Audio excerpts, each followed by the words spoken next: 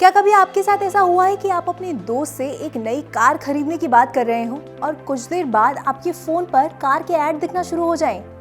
Pizza खाने की बात की हो और फ्री डिलीवरी के ऑप्शंस दिखने लग जाएं? आई एम श्योर आप सबके साथ कभी ना कभी जरूर ऐसा हुआ होगा, जिससे एक सवाल दिमाग में आता है कि क्या हमारा फोन हमारी बातें भी सुनता है? क्या बिना हमारी जानकारी के फोन हमारी बातचीत रिकॉर्ड करता है? आज के नो दिस वीडियो में हम जानेंगे कि हमारी प्राइवेट लाइफ आखिर कितनी प्राइवेट है। आप ये जानकर हैरान रह जाएंगे कि बड़ी बड़ी टेक फर्म्स फोन यूजर्स की बातें सुनती है। इस बात को गूगल पब्लिकली एक्सेप्ट भी कर चुका है। 29 जून को इंफॉर्मेशन टेक्नोलॉजी की पार्लियामेंट्री कमेटी ने सोशल मीडिया प्लेटफॉर्म के मिसयूज पर एक मीटिंग बुलाई, जिसमें टेक कंपनीज, गूगल और फेसबुक के रिप्रेजेंटेटिव्स भी शामिल हुए।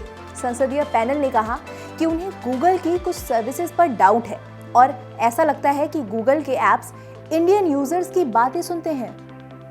और मीटिंग में गूगल ने ये बात खुद मानी कि कंपनी अपने यूजर्स की कुछ बातें सुनती है, लेकिन सिर्फ सेंसिटिव बातें। इस पर कमेटी ने गूगल से पूछा कि ये कैसे तय करते हैं आप कि सेंसिटिव कौन सी बातें हैं और कौन सी नहीं, तो गूगल के पास इस सवाल का कोई जवाब नहीं था। गूगल असिस्टेंट तो आप सबने यूज किया ही होगा, जहां बोलकर आप अपने फोन को कमांड देते हैं। गूगल ये बात मान चुका है कि एक ह्यूमन कॉन्ट्रैक्टर होता है जो गूगल असिस्टेंट के साथ की गई सारी बातें सुनता है। हालांकि कंपनी का कहना है कि अलग अलग भाषाओं में फीचर के परफॉर्मेंस को सुधारने के लिए ऐसा किया जाता है, जबकि भारत का information technology act 2000 tech companies को अपने यूजर्स की बातें सुनने की परमिशन नहीं देता है। इसके अलावा कई ऐसी रिपोर्ट्स भी सामने आई हैं जिसमें कहा गया है कि गूगल असिस्टेंट को एक्टिवेट किए बिना भी वो आपकी बातें सुन सकता है। फेसबुक पिक्सल नाम की एक डिवाइस बना चुका है। ये डिवाइस आपकी ऑनलाइन एक्टिविटी को ट्रैक कर सकता है। ये पता लगा सकता है कि आपने इंटरनेट पर कितनी देर और क्या क्या देखा, आपने कौन से प्रोडक्ट अपने कार्ट में ऐड किए लेकिन खरीदे बिना छोड़ दिए। कई वेबसाइट्स पिक्सल का इस्तेमाल करते हैं ताकि आपको फेसबुक पर उस प्रोडक्ट के ऐड दिखाए जा सकें जो आपने अभी कार्ट में छोड़े थे। कई रिपोर्ट्स में दावा किया गया है कि फेसबुक आपको ऑफलाइन भी ट्रैक कर सकता है। हालांकि ये तो हम सभी जानते हैं कि फेसबुक और प्राइवेसी का दूर दूर तक कोई नाता नहीं है। न्यूयॉर्क टाइम्स की एक रिपोर्ट के मुताबिक ऐसी हजारों गेमिंग ऐप्स हैं जो अल्फोंसो सॉफ्टवेयर का इस्तेमाल करती हैं।